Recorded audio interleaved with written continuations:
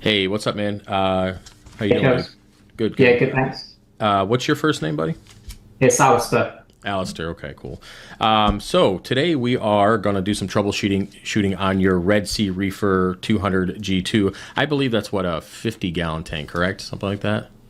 Yeah, it's we work in liters here in the UK. It's Yeah, a 200 liter. But yeah. I think yeah, it's like 52. I think I googled it, or it was like 52.8 or something like that. But either way, we're close enough. 50 is pretty close. So we're looking to kind of troubleshoot and work on some coral growth, some habits, and just kind of guide you in the right direction. That sound about right? yeah, that's good. Okay, cool. So first and foremost, appreciate you sending over everything that you did. First person I've worked with in a long time who's sent over a ton of pictures, par numbers, two ICP tests to compare. I mean, we got a lot of stuff that we can kind of dive into just in case we're having a hard time. So as well as a really lengthy email with a lot of details. So I appreciate it.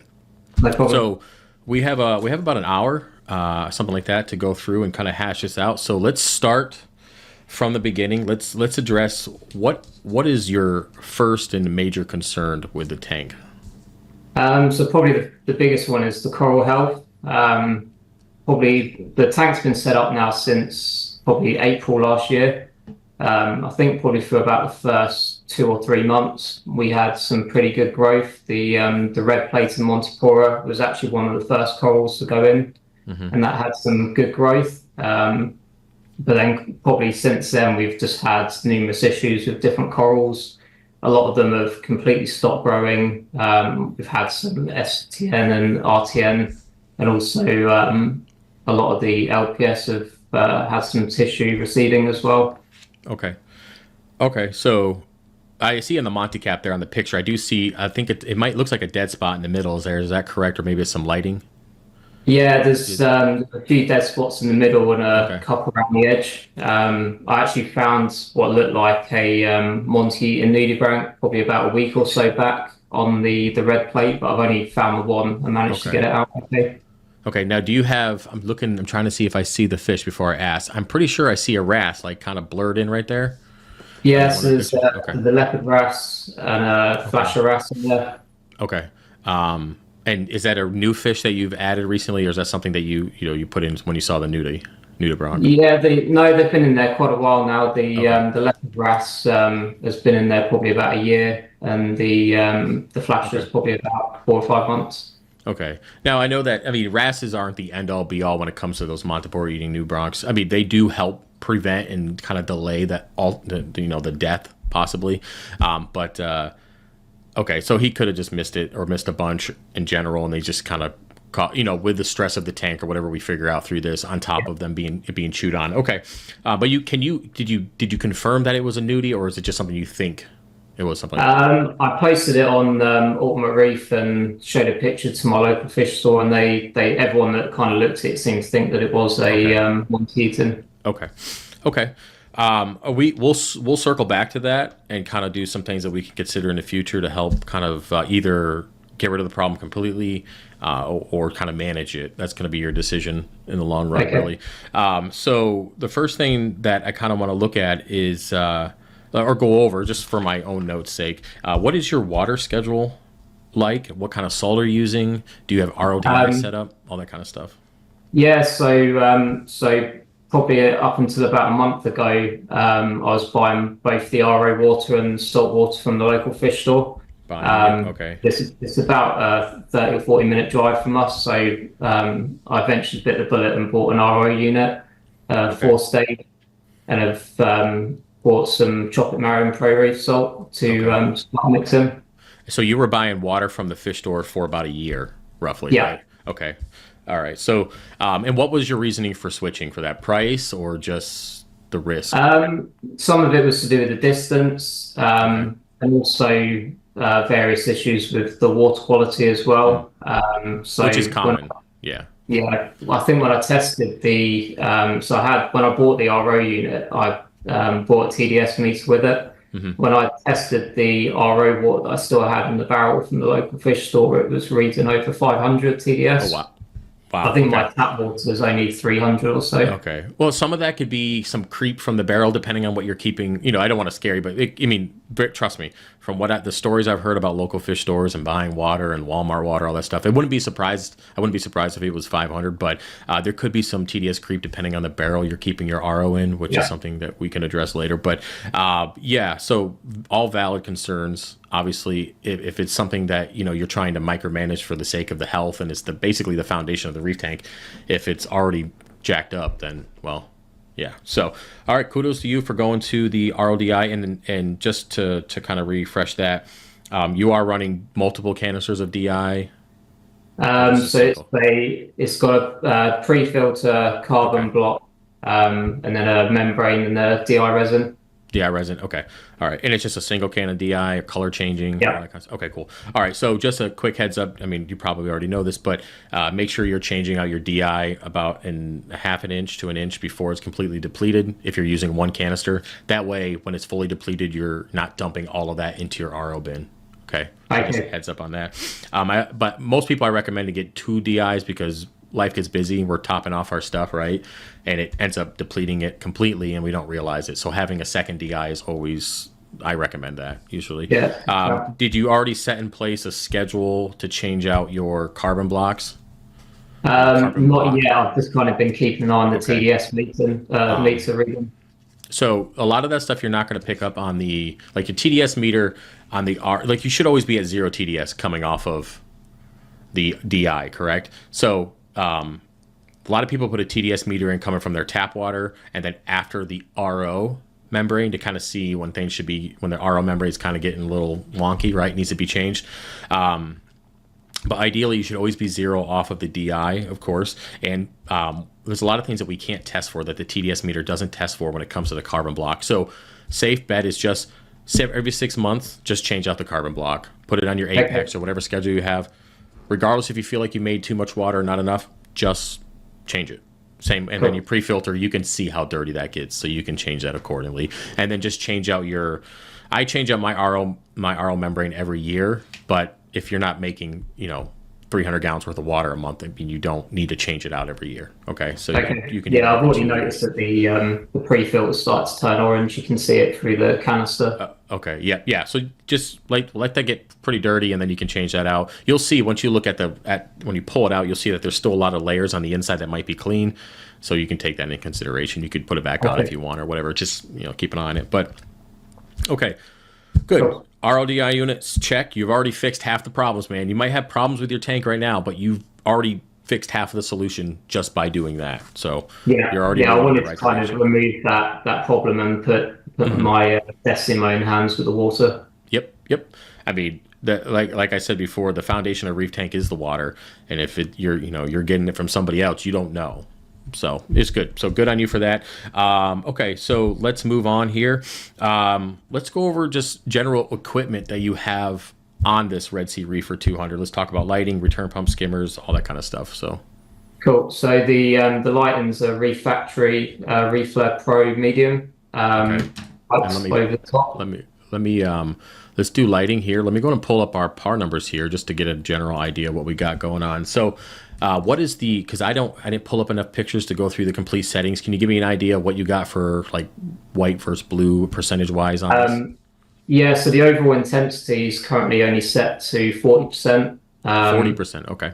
Yeah, it kind of does I think 100% blues in the morning, ramping up for about an hour into I think it's 100% blue the whole time, 10% whites, and then 4% green and red, and then I think it ramps back down in the evening back to full blue. So essentially like an AB plus, pretty close spectrum, right? Yeah. Okay. Now I can tell you right off the bat, first of all, did you test your par with like a Sene Reef or an actual par meter, like a good one?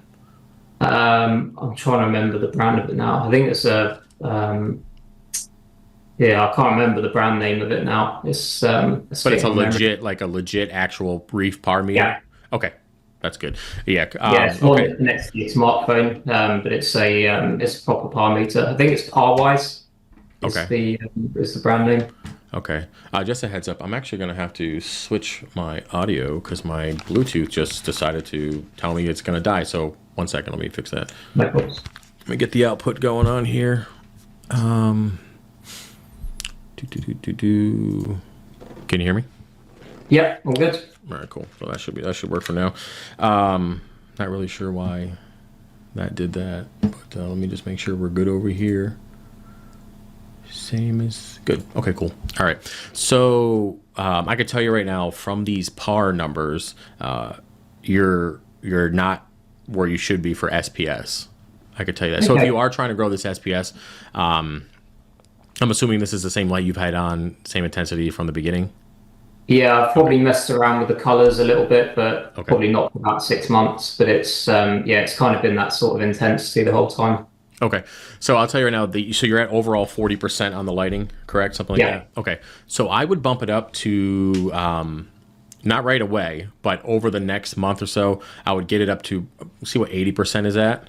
Like, try to get your way to 80% overall intensity, because right where that Montepore is on that, you should be at least 200 right there, right? So meaning that the top of the rock structure would be closer to 300. So you would get away with all your Montes in the bottom and your SPS up towards the top, and then basically the bottom of the tank should be like closer to 200, right? So you'll be able to get growth on the bottom of the tank as well. So work your way up to 80% over the next 3 weeks or so.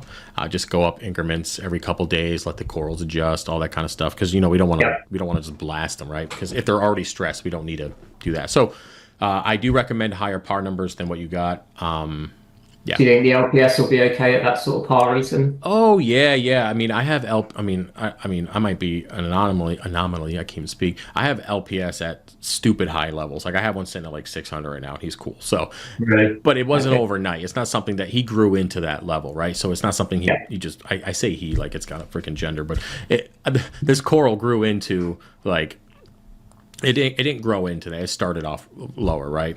So I would say, yeah. I mean, you're going to be fine. I mean, I don't see anything on that rock structure or in the pictures that would think would have a problem. I mean, I'm looking here. I mean, you got a little bit of SPS on top and throughout the middle. You got LPS, no problem. Yeah, you'll be fine. Just ramp it up over the next few weeks. When you get to 80% and you do your par numbers again, and say you're not at like 200 to 250 at that Montepora, bump it up again.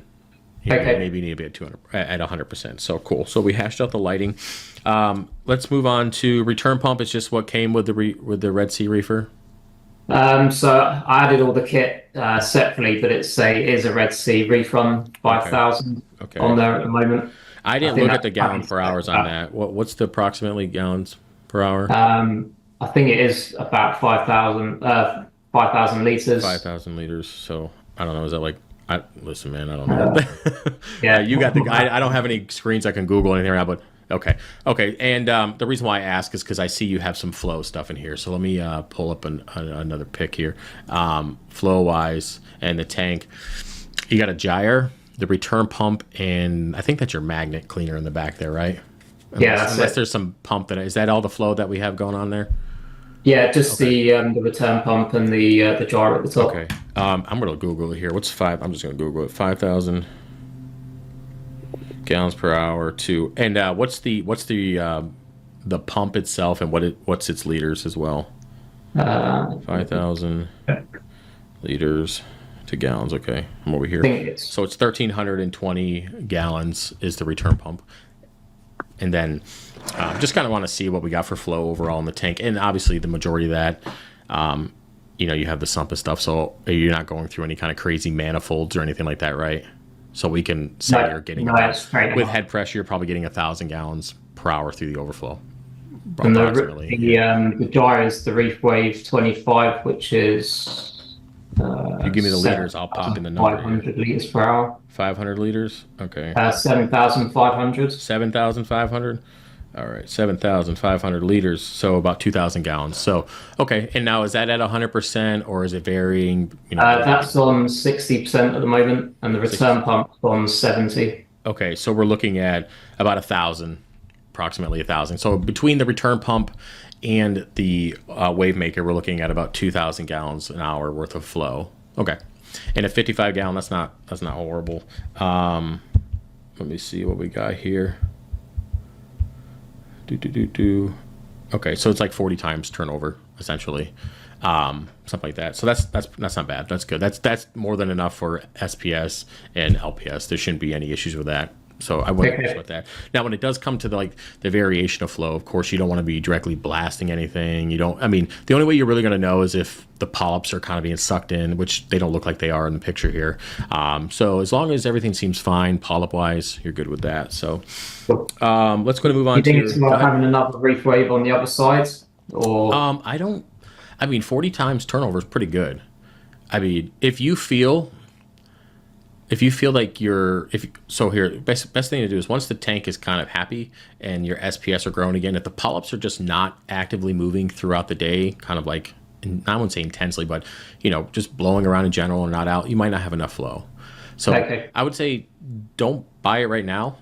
I mean, it's not going to hurt anything to add more, but I think it might not be a necessary expense at the moment. So I would personally, I'd just wait and just see kind of how things turn around. So moving on here we got the return pump flow out of the way. Skimmer wise, it's the Red Sea Reefer DC 300 with an auto level sensor. Okay. And are you running more of a dry skim or a wet skim? It's more of a dry skim. Okay. And speaking of that, I guess we can, now that we're talking about skimmer, I guess we can move into nutrients. What do you got going on nutrient wise, like nitrates and phosphates consistently here? I'm looking through this paper to see if I can find so I think the last ICP test showed. All right, let me go ahead and now are you testing I'll pull up the new ICP test. Now, are you testing with HANA checkers or anything like that on a consistent basis? So I have just recently bought some HANA checkers because again I was questioning the accuracy of the test results. So I've got a NIOS nitrate test kit, which is what I was using before. Okay. And generally it was showing kind of either 0 or 1 on nitrates. All right. And I was using a Salifert phosphate kit, which was always 0. It was just undetectable on the test kit. And okay, so I did pull up the new ICP test. So this is the new one, which was from August, right? So you're looking at nitrates. I haven't seen this ICP test before. I'm assuming that green is good usually, and then the first number. So we got desired level, analyzed level. So you're at 11. Is that correct? Am I reading that right? Yeah. 11.11 nitrates, which is fine. I mean, I run at 10. That's not a big deal. Would I go to 20? Probably not currently, but that's fine. Of course, nitrates, we don't want any of that. I think on the previous tests, I think it has been down as low as 3. So I have tried to boost the feed in just to try and get the nitrates up, because one of the issues that I had a few weeks or months back with the Red Monty was it paled out quite a bit. Mm-hmm. So I thought it was potentially the nutrients were too low. And you were at 3, I'm assuming. Yeah, 3. I mean, they recommend 3 to 5 ppm, but I've never been happy at 3. Like, my tank has always looked kind of pale at that. That's why I stay the 7 to 10 range currently. And again, every system is different, but that lower 3 is, again, it's just like when we do our alkalinity, we have a range of 7 to 11 DKH. I mean, if you're at the low, either one, it's going to be an issue. So, okay, so phosphates, I see a couple different readings here. I'm guessing total phosphates is the 0.04. Yeah. Okay, so that's a little low. Overall, like 0.15 is usually what most people, like the higher end I recommend, 0.1. So you are a little bit low on that. Okay, so, and you did, and just to make sure I heard it right, you ordered HANA for the nitrates and phosphates? Yeah, I've got the ultra low range for both the phosphate and the nitrate. I've also got the alkalinity HANA. So you can did you get the high range for nitrates? Excuse me. Nitrates. Yeah. Did you get the high range for that? No, it's the ultra low range, and I think it's got a you have to in the instructions dilute it with some fresh water to get the high range. What I recommend you do is, if you have the ability to return that and trade it out, get the high range nitrate, because you're going to be in a higher range in general. It'll save that whole process. It's just a simple packet. You don't have to do any dilution, nothing like that. So if you have the ability to swap that out, get the high range, it's just easier. It is. It just is overall. Because I've tried both, and I just use the high range. It works fine. So, okay. And I don't know if we might have said it. I could have forgot already. alkalinity tests, are you doing that with a Hannah as well? Yeah, so I was using the Salifert kit previously, Okay. but it's actually pretty similar to what Hannah's been saying as well. So it's generally Okay. sitting between kind of low eights. Um, it's generally 8 DKH. And I think I've had the odd spike and from with that, time to time. are you dosing any kind of like calc or two part or anything like that? I've got the Red Sea alkalinity Okay. dosing. I think it's on 3 ml a day at the moment. Now, it's just Red Sea alkalinity, like you're not adding any kind of calcium or magnesium? Is it No, just no, alkaline? I've actually got them on the dose for the Red Sea ones, but every time I've tested, it's been within kind of range. So I've Okay. turned it off. Okay. Um, but you do have the ability to dose both, correct? Yes, Okay, cool. yeah, Okay, because I mean, this might be some old school talk. I'm not a fan of dosing any one of either, like individually. Like, if I'm going to dose alkalinity, I'm going to dose the equal amount of calcium. It's always been like that. That's how my calcium reactor works. That's how calc works. I mean, in general, when I dose two part, sorry, my chair is squeaking. When I dose two part, like it's 1 for 1. I usually, regardless of what my number of my calcium is, if my calcium's at 500, but my alkalinity is, at 8.5, I'm still going to dose equal parts of both. okay, Yeah, because it's not gonna make a huge difference. It's just some people might not agree with that. And that guy, landscapers, I don't know if you can hear them. Probably they're going to town out there, man. Of course, whenever I got to record something, they got to be out there doing something. no, But that's cool. yeah, that's cool. They'll pass at some point. So yeah. Okay, so we got into the skimmer's good. You said you had a UV on there. It's running all the time. I'm Yeah, assuming. yeah, it's on its own smaller return pumps. It's just got a TMC 2000 litre per hour Okay. return pump on it. Oh, I think okay. that's dialed back to kind of 60% or so, which is meant to be kind of the recommended flow for that UV. Okay, cool. All right. Dosing pump, we just talked about that. You have a forehead, the dose for the Red Sea. Wave pump, we went over that. Temp, The dose is also dosed in Red Sea no pox as well. no pox. Um, Okay. and that's Very good. dosed in 2 ml a day. And what was your reasoning for that? No pox. Were you did you have elevated levels at some point that you felt that you needed to dose this stuff? Yeah, so it's kind of been on there almost from the start of the tank. So Okay. the local fish store where we actually bought the tank from shut down pretty quickly after we set it up, and we had to move to a closer store. Okay. And we started having algae issues. And when I tested their water, I think the nitrates out of the barrel was something like 70 ppm. Okay. So I started dosing the no box as well as doing some pretty big water changes, and it's just kind of been running since a Okay. low dosage. Well, I'll tell you right now, turn it off. We don't need a. You're already moving in the right direction. You don't need it. I'll tell you, every tank. This just might just be me, but every tank that I've ever worked with that has used no pox or any of that kind of stuff that removes nitrates or phosphates from the water column via dosing has always looked like shit. It just has. And I don't know if it's just a coincidence, but I mean, like the last 10 tanks that I've looked at just look like crap. And I Okay. think it's just because it's too many variables. I think there's better methods that we can use to remove excess nutrients than to rely on a chemical. Like you Yeah, already, like it's I said, something that's stuck in my mind. yeah, like you already said, plus you're wasting the money on it. Like you already said, you already got a better RODI unit. You already fixed half the problem. So I think if we're moving in the right direction with water changes and consistency with feeding and maintenance in general, you're never going to need it anyways. So get rid of that. Just get rid of it. Temperature. You have the dual temp controller. Okay, good to go. Yeah. Fluctuations with temperature. What are you looking at? Like a 1 degree difference, 2 degree difference a day? Probably less than 1 degree. Okay. It generally sits about 25.5. In the summer, when the fan's going on the top, it might hit 26, but it's generally pretty stable. Okay, cool. All right, cool. Good. Some people like 5 degree fluctuations throughout the day, which if you've been here for a while, I really like to keep it Okay. as strict as possible. Just like with everything, I like to keep it within a safe range. I don't want it going crazy. I'm sure there's somebody out there like, well, the wild fluctuates all these degrees. I don't want to hear it. Anyways, pictures, we got all that. Latest ICP test. I guess we can, let's go through that.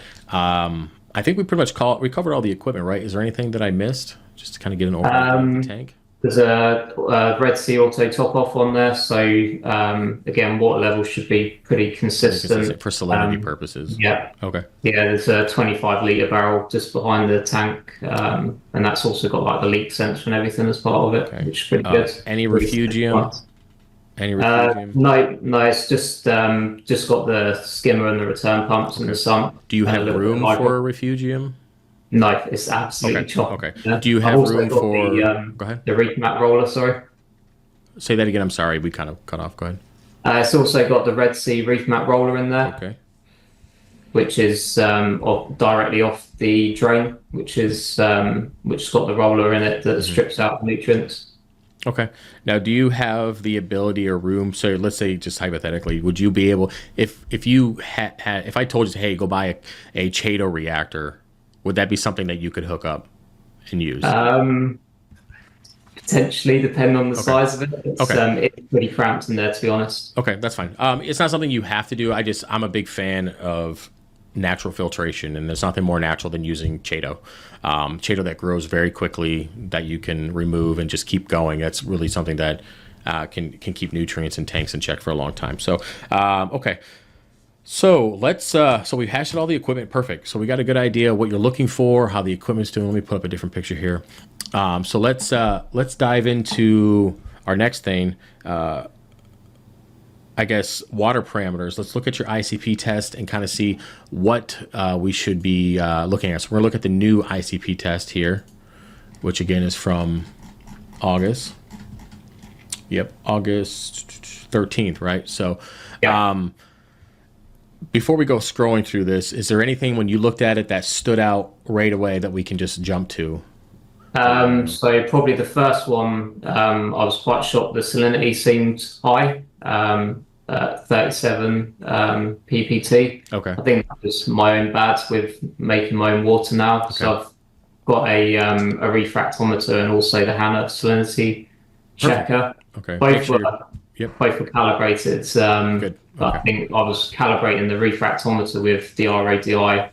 I've now bought some 35 ppt solution to calibrate it, and that now seems like it's sort of popping up. Okay. So, I mean, out of the grand scheme of things, that's a really easy one to fix. So, good. So you have two methods to check, which is always good. So good on that. Yeah, 37 is a little high, but you fixed that. Let me see. Let's scroll down here and see if there's anything that really sticks out. I think there was also aluminium was probably one of the ones that was showing on there. Okay. I might have passed it already. I think it's towards the bottom under pollutants. Okay. Aluminum seems to be fine range, unless I missed. So it's showing 30 UG, and it thinks the set point should be 0 to 20. Oh, okay, 0 to 20. Okay, I mean, it's still showing green. It's not like red flagging us, essentially. Yeah. Okay, now, do you have any kind of... so the aluminum usually comes from food. You either have like biomedia or rocks or anything like that in the sump? There's a little bit of live rock, crushed live rock in the sump. And in terms of feeding, it's mainly frozen food. Okay. We get TMC food over here. I don't think you get that over in the US. Maybe any chances of like the wrapper maybe being caught on the food and falling into the tank and settling to the bottom of the tank? I know a lot of these fish foods have like aluminum wrappers on them. Yeah. I don't think so. It normally goes into a little pot. I frost it in first before I pour it in. So not likely. I think it's actually been shown on multiple ICP tests. So it seems like something that's been there for quite a while. Let me pull up your old one and see what our original range was. So you were at, unless I'm blind, it shows. I think it was actually undetectable on your old one. Your old one from April, I believe, so it shows 0 aluminum, but yet your new one is showing 30. Yeah, there's another ICP previous to that one where it was 12. And then the first ICP I did, it was 32. And that was before this April one. Yeah, so the one where it was 30 was... So it essentially disappeared and then it came back. Yeah. Okay, so the same rock, Nothing's changed on that. Like, or did you swap out the rock? I'm pretty sure you said you swapped the rock out, right? You had Carib Sea, purple rock. Now, Yeah, that was quite early on okay, that changed over. So we originally did the scape ourselves, which was with the Carib Sea, and we built kind of like an archway, okay. but very quickly realised it was quite limiting on coral placement. So It we looks cool, but you can't really grow the corals in there. Yeah. yeah. So I guess my question is, the ICP test that showed some aluminum, was that after you replaced the Yeah. rock? Okay, and then it went to 0, and now it's back, even with the same rock. Yes, And that's you correct. haven't added any like biomedia or like or any kind of like bio bricks or anything like that to the sump. Nothing like that. Okay. No, I don't have an answer for you right now.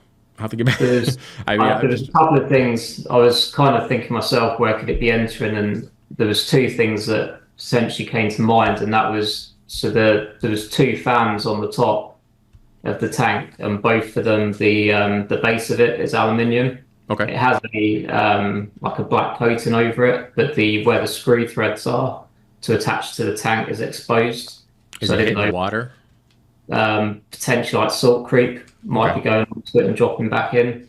So very well that source. Also the dirty water that you got before, potential Yeah, source as potentially. well. Okay. And So I don't think the it's other an, yeah, go thought, ahead. Go ahead. the other thought I had as well is it's got the Red Sea net on the top, which has got an aluminium frame, Okay. and you have to kind of cut it to size. So they just give you strips of aluminium, and then you cut it to the size of your tank. And each edge of the strip is exposed aluminium as well. It doesn't have the coating on. So again, I didn't know whether it's potentially getting wet and salt creep and dropping Yeah. down periodically. I would say if those items have been there the whole time and you went from having some to 0 to having some, that seems like more of a water pollutant issue. Yeah. Because I think if it was something like that, it would always be present in the ICP test. But those levels aren't dangerously high, and I wouldn't go crazy over it. You've already, like I said, you've already got the new water situation going. So let's do another ICP test in a few months of doing consistent water changes. If it's still there, then we know it's not the water. It's going to be one of those other things that we talked about, right? So, Okay. so let's just wait on that and see what happens in a couple months. Because Okay. your levels Cool. aren't going to kill anything right now. Like they're not high enough. So, I mean, they're not good, but they're not. It's not like you have a bunch of aluminum rods sticking in your tank kind of thing. So you're good on that. Okay, cool. So we're still back on the new ICP test. Let's see if there's anything else that's kind of sticking out at the bottom of the tank there. No, it's just trying to Nutrients find seem to the be fine. trace elements. Everything seems. I mean, you do have some trace elements that are, really low or close to 0, but you're not dosing any kind of like Reef Plus or Refuel or anything like that, right? No. Okay, so all right, so then I wouldn't. Yeah, so I mean, when we start growing coral, we can address that. Okay, so I mean, I'll tell you now, we've gone through a lot of stuff, kind of getting a good idea of the tank and everything. So let's start diving into some issues. So coral coloration, right? Yeah, so I think probably the main one that suffered from any color issues was the red plate, and also there was a green one next to it. But see I've it actually there. lost that one. The red plate's actually colored back up quite nicely, so that's not really a problem anymore. And this is since you got the RODI unit and making your own water. I think it probably does coincide with that, and also trying to up the feeding. So I think potentially that, and also trying to get the nutrients up a little bit. Okay. Yep. All right. Yeah, definitely. I mean, a lot of this coral issue stuff, and I mean, a lot of this stuff is going to stem back to the original source of water. Okay, coral coloration, nutrients being up and down, either bottoming out. Because when your source water is dirty, you don't have. It's not as easy for you to, I guess, manipulate the nutrients in your tank because you don't know what you're getting. Like one day you might get 20 ppm of nitrates in the water when you should be getting 0, right? And vice versa, 0 or nothing, right? So you trying to feed with not knowing what's kind of coming in, you're gonna have these wonky numbers. So like I said, having that fresh water, the new RODI stuff is going to solve probably 95% of the issues that you're having currently. Okay. And especially the coral coloration, it really just comes down to par. Given that they're paling out, it's not too much light. It's strictly just, I think, the lower nitrates that you had before, the up and down fluctuation of nutrients, and then pretty much the low phosphates as well. So the new water source, good salt, good feeding schedule, and keeping it stable is your solution for the Montipore, the SPS coloration for sure. Okay. And you're already doing that. So, keep doing that, right? Pest wise, I guess we can circle back to that real quick because that's also going to affect coral coloration. The nudibranchs, that's something that you have to make a decision now. Like the tank, yes, it's a year plus old, it's growing out, it's got stuff in there, but you could tear this down today, start over, and be back to where you are now in 6 months. Or you can let it grow, let the Monty, potentially the wrasse, take care of the Montipore eating nudibranchs. Be careful what Montipore you add later on because they're going to also become a victim to it, and potentially have that colony die in the future. Yeah. So that's a decision you're going to have to make for yourself. Personally, what I would do if I had a tank that was a year old, found a pest that significant, or let's just even go so far as saying you had acropore eating flatworms, right? Basically the same kind of pest, right? They just eat your coral because they think it's fun. Yeah. I would start the tank over today. So I would buy a quarantine tank. I would pull all of this stuff out, put it in a quarantine tank, of course, make sure it's stable, lighting, all that good stuff, right? I would take all that rock. I would either clean it, let it soak and cure, right? Or I would just toss it out. Ideally me, because given my schedule, I'd probably toss it all in the trash, start over new rock, new sand, sterilize the tank, start over, and then all those corals would sit in quarantine for many, many, many months to make sure that they're pest free. And then even starting over and putting new coral in the tank. That's what I would do, just because I don't know, like, what's your thoughts for this tank as it grows out? I mean, are you imagining like wall to wall corals touching the glass? Is that something that you want? I'm not too sure really at the moment. It's kind of evolved, and we kind of started off with LPS, and then started to put a few bits of SPS in as well. I think it'd just be nice to see some good growth in there. We've already started to see a bit of warfare between some of the LPS. So the green torch has already started to sting some of the ACAMs around it. Okay. But well, yeah, it's a good time. I mean, you could relocate that torch. Like, that torch is going to get big. It's right there in the middle. It looks great there, by the way. It looks fine. But this would be a good opportunity to maybe add a little. Like, you see how you have the LPS on the bottom on the glass, right there on the bottom sand bed. That's a good place for that torch. Torches, like, they're great on the rockscape. They look good, but man, do they mess everything up around them. So consider that. So I guess, yeah, I mean, if at this point, I'm not telling you to go restart your tank. I'm saying you're already learning the lessons that a lot of reefers learn early on. Water source, nutrient control, testing parameters, all that stuff that everybody learns in the first couple of years. You either get it or you get out of the hobby. That's one of those things, right? And you chose to get it, so good on you for that. The thing is these are just lessons that we're going to have to learn. Now, this isn't going to be your first tank, or it might be your first tank, but it's not going to be your last tank. So, and it doesn't have to be. This could be your, hey, I'm learning all my lessons tank, and then my next build, I'm going to do it right from the beginning. Yeah. So I would say, if that's certainly already thinking about a bigger tank, it's probably space is the problem. Well, two things. Well, real quick, I guess to finish the thought is, if you feel that you just want to keep this as a lesson learned tank and keep going through and doing the right thing and making sure you can kind of bounce back from how it's looking, keep it. Don't restart because you got bigger hopes on the horizon. I will say, when you start that new tank, don't use any of this stuff. Like, don't transfer any of the coral over, none of the sand, none of the pumps, all that stuff. Keep this by itself, and then go through a pretty extensive quarantine process for any other corals in the future, essentially. Yeah. I think that's probably one of the things that we've learned, like I say, along the way, because probably the first 3 or 4 corals we did put in the tank, we didn't do any sort of quarantining or dipping process. We did actually find flatworm on the, I think it was on the green torch that's still in there, and it looked like it was probably going to die. But we managed to probably take it out 3 or 4 times for a couple of dips, getting the flatworms off and also scraping all the eggs off, and it probably actually looks like one of the healthiest corals in the tank at the moment. Yeah, I mean, I see the video behind you. I mean, swinging back to flow, I mean, there's that torch is moving perfectly fine. I mean, that's a good variation. It's not like it's getting blown to one side. I mean, it's moving in different directions. So, I mean, flow issue, even the top surface agitation is totally fine. So I wouldn't worry about that. But yeah, I mean, I'm going to put up a different pic here. So I think right now, in terms of some of the corals that are having problems, is the Duncans, which is kind of right at the top in the middle.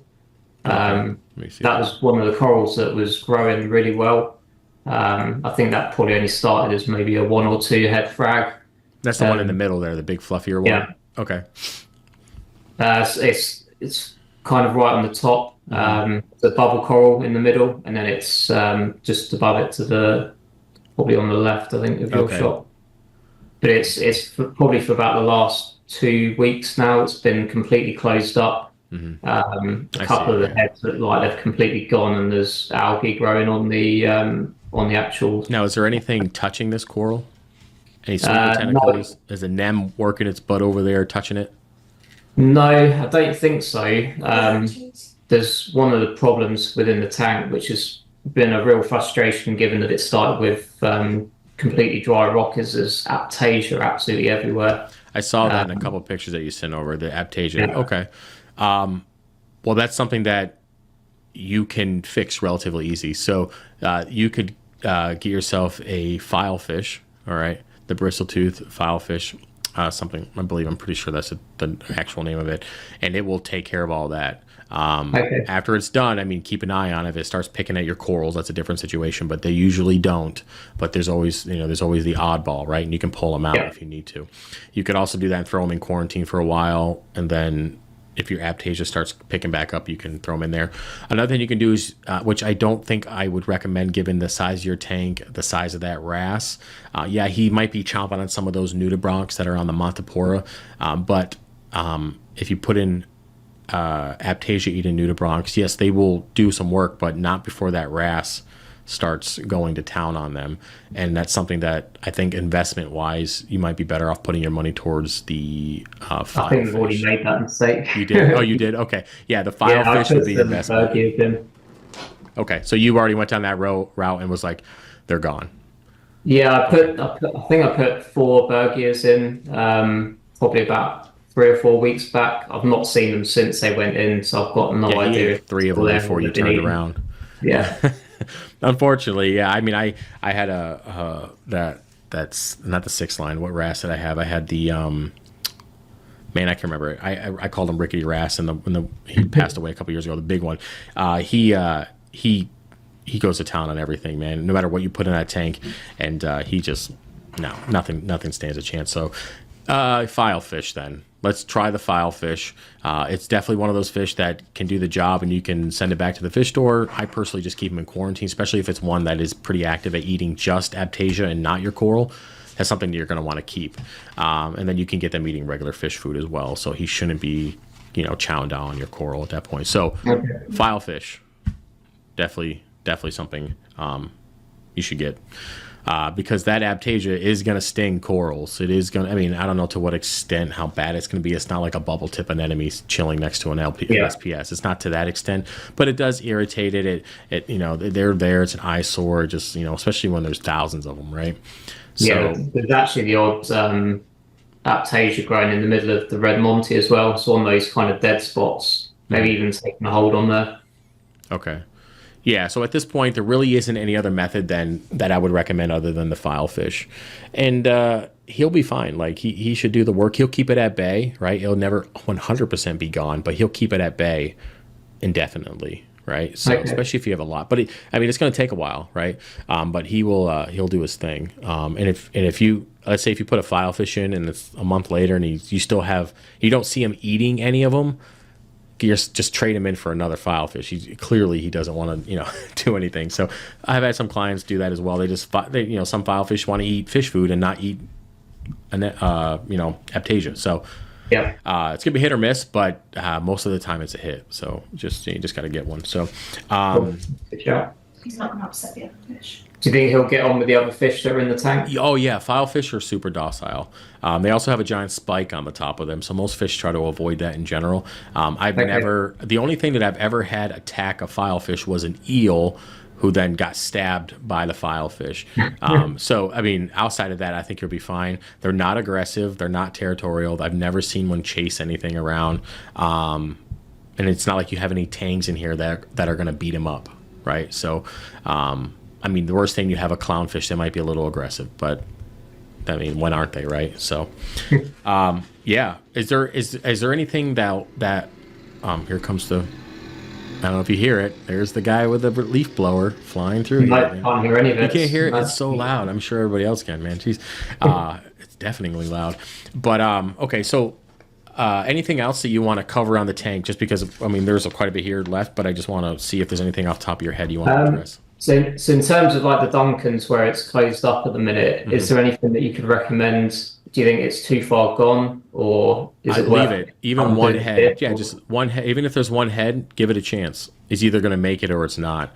And then with the changes that you're making, like in general, as long as nothing's stinging it, actively stinging it, it's just kind of, maybe it's just adapting itself to the new environment with the water changes and everything. Maybe it did get stung recently and you just didn't see, and the anemone moved its way back to its favorite spot in the morning. I mean, those things happen. That's just one of the dice that you roll with an anemone.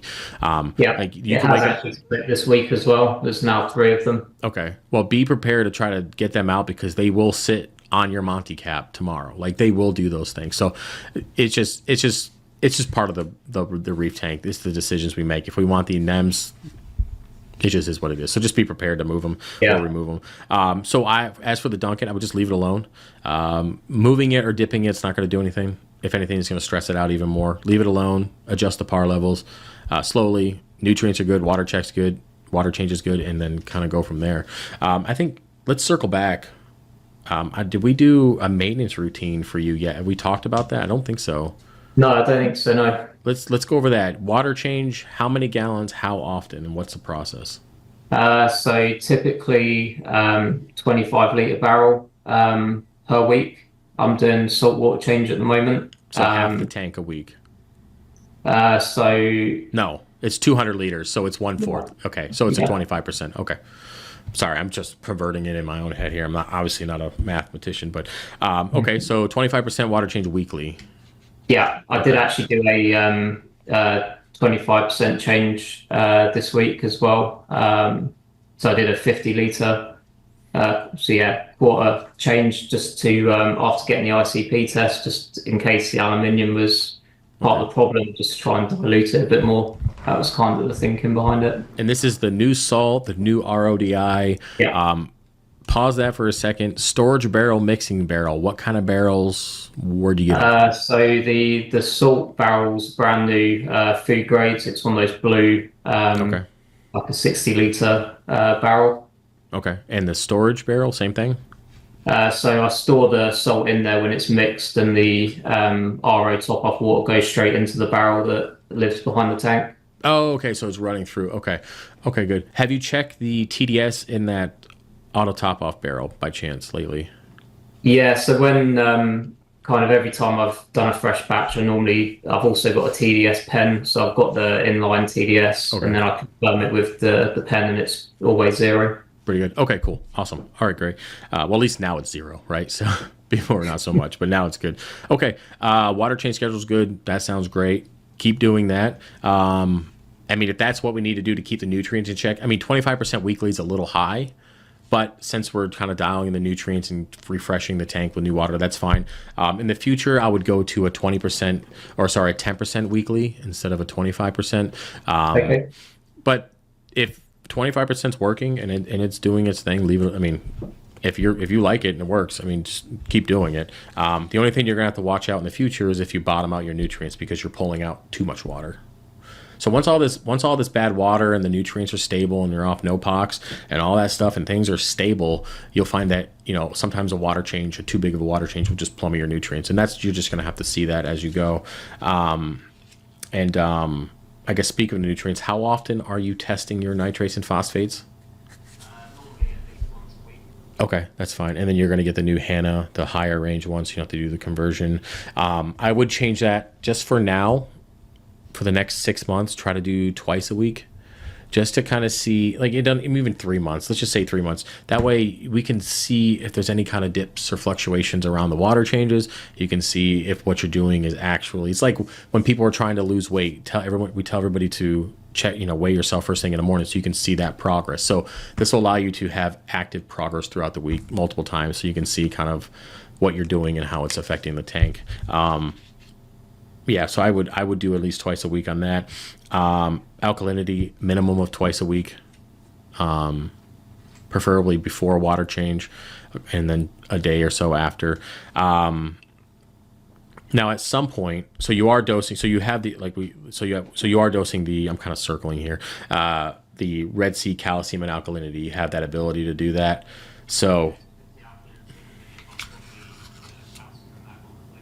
okay. So food. So in the future, when you are dosing, you feel like you got to dose your alkalinity. Just dose equal parts calcium. Just keep it simple. Magnesium wise, did we see what your magnesium level was? 14. Let me see what we got here. New ICP test. I gotta remember to. Is this a new? Oh, this is the old one. All right. What is it? Sorry. 1445. Okay. So you're in a good range then. Okay, cool. Leave that. That's fine. And then you could top off with magnesium if you need to keep it in between 1350 and 1500. Just keep it in between there. Yeah. So yeah, dosing wise, just make sure you're dosing equal parts calcium, alkalinity, and magnesium's in a set range. 25% biweekly water change with good water, good salt. We're gonna get a file fish to take care of the aptasia. Keep an eye on the nudibranchs. Again, you decided this is going to be your test tank, the trial and error tank. So let's let the RAS do his job when it comes to the nudibranchs. If you see them, pull them out when you can, if you have the ability to. Outside of that, there's not really much more you can do than let the RAS kind of do his thing. What you can do is, if you want, you get in there with a turkey baster before you do your water change, and you can blow off the Monty cap, which will get them up into the water column, potentially filter sock. It ends up in the filter, roller mat, or you end up siphoning it out. So consider doing that. You should be blowing off the rock structure in general before you do the water change, especially in these smaller tanks, because it does help get some of that settling detritus up and out of the tank.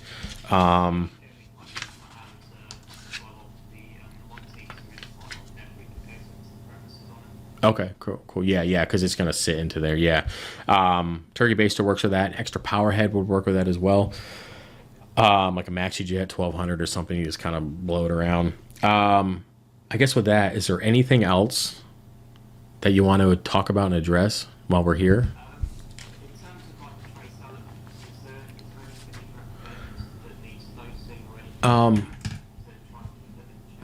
So let's go back to the ICP test. Now, like I said before, you are a little low on some things, but not crazy low. Like there are a little, like, some stuff's not getting tested, but the reason why I think that maybe you should wait a few months or a couple months is because your water changes are going to take care of a lot of this stuff, right?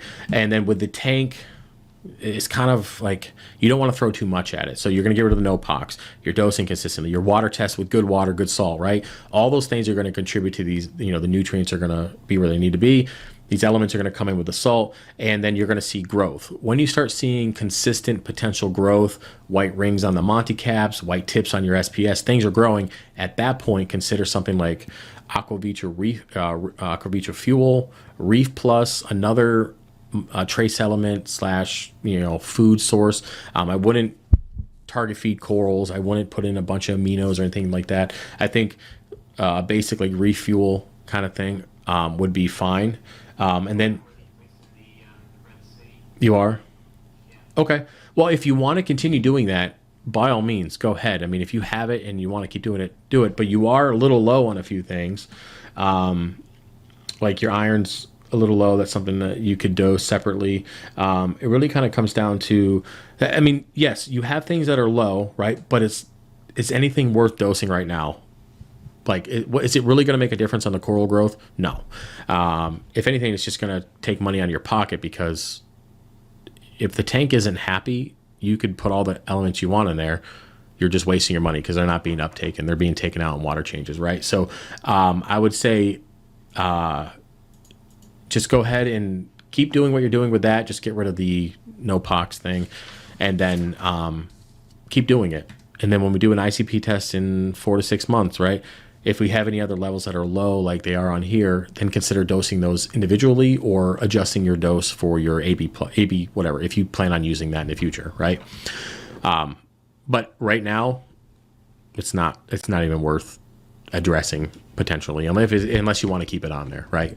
Like, it's not going to hurt, right? Yeah. Is there? Sure.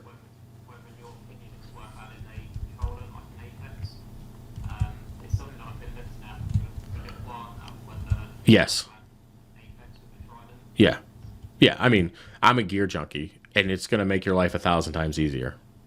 I mean, listen, they don't pay me any money to sell their stuff, but I will say that you're gonna be able to see consistent fluctuations. You're gonna get alarms if things leak. You're gonna get, automation while you're gone. You can keep an eye on the tank. I mean, there's a list of things that you can do. Peace of mind is just one of them, right?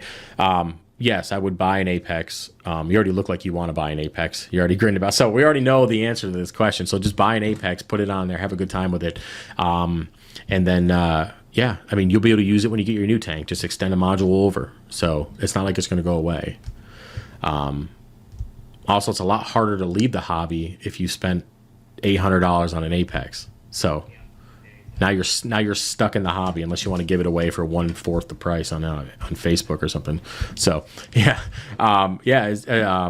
anything else you want to go over on that? Yeah.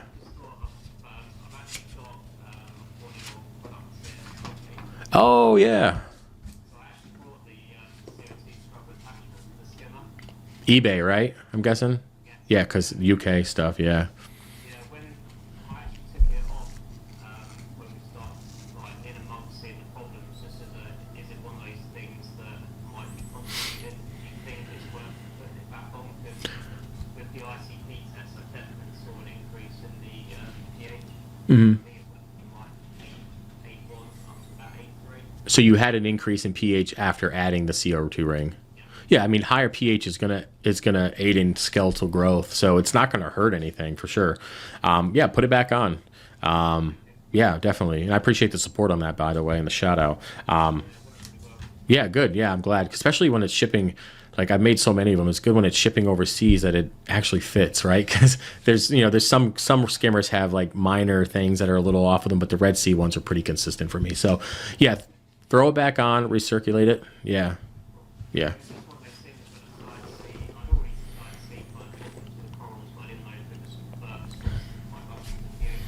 Yeah.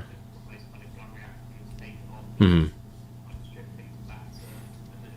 Well, yeah, that's the thing is, and I don't know if you saw the last call, like when your reef system is so complex, right, and you see a problem, it's difficult to identify it. So again, you added a small percentage of complexity to the system by adding a CO2 scrubber, but it was easy to remove to see if it was a problem, right? When you're adding like 10 or 15 different things, you can see how it could potentially add up to trying to find a problem can be difficult. So yeah, definitely go ahead and throw that back on. It's not going to make any difference. If anything, it's going to aid in some skeletal growth. And yeah, I mean, you've already done the right things. Like, you're already moving in the right direction. I think this video call pretty much confirms that you are, right? Maybe some peace of mind on the direction you're going. Mm-hmm. Yeah, I mean, we covered a lot. This video will be uploaded, so you can go through and watch it again and pick out all the things that need to be done. But yeah, I mean, I think you're doing a good job. The tank will turn around, and again, this is your first tank, trial and error, right? So most people leave the hobby, at this point.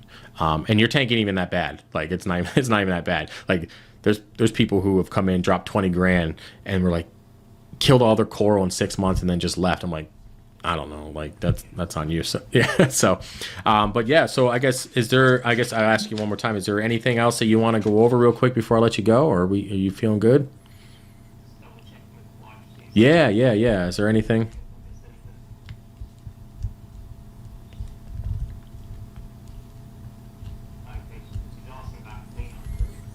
Yes. So I noticed that you have a sand sifting sea star. I saw it in the pic here and also here. Now I do see some snails. You have your shrimp right in the back. I'm assuming that's still in there, right? Mm-hmm. Okay. Okay. Any like mini turbo snails or Astorina snails, anything like that? Yeah, there's a couple in there. Okay. A couple of bumblebee snails as well. Okay, yeah. I mean, you've got a good variety. I would say the only thing you need to do is once a year, maybe every 6 months, depending on kind of how they, sometimes those blue-legged hermit crabs can be pretty ferocious. They'll start killing off everybody. Maybe keeping some extra shells in there for them so they're not killing your snail, so they have a new home to move into, as something that a lot of people do. It's either going to be clutter on the bottom of the sand bed or a new trailer for the hermit crab, so he doesn't kill off the neighbor, right? So that's kind of up to you. And I would say just replenish what you currently have every 6 months to a year. Add a few more here and there at the local fish store. Make sure you're cleaning off the shells and there isn't any kind of like fermented snails or anything crazy coming in on them parasite wise. But no, you got a good mix there. Yeah, maybe a little conch, like the little conch to mix up the sand bed. That's always something that a lot of people do with sand beds, relatively cheap. That will go well with the the sand sifting sea star. But no, you're good. Yeah. Yeah, cool. Cool. Yeah, I appreciate you, man. And if you need anything else or you want to reach out, just, you got my email, hit me up. And I wish you guys the best of luck with the tank. And I appreciate the support, man. Hey. Hey, thanks, buddy. Bye.